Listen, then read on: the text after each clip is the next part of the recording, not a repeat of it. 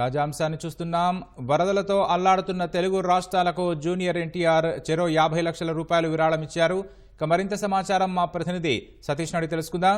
సతీష్, చెప్పండి, జూనియర్ ఎన్టీఆర్ విరాళానికి సంబంధించిన వివరాలేంటి?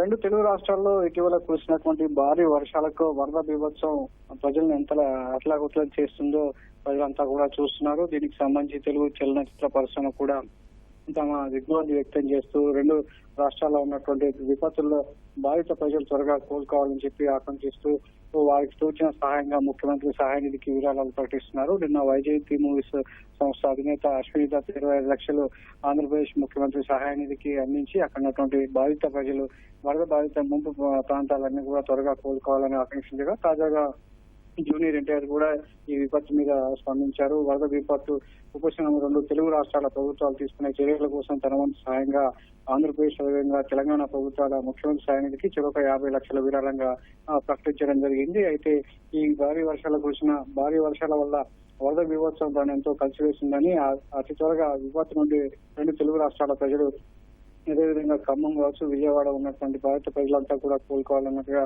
జూనియర్ ఎన్టీఆర్ దేవుని ప్రార్థిస్తున్నట్టుగా ఎక్స్ లో ట్వీట్ చేయడం జరిగింది.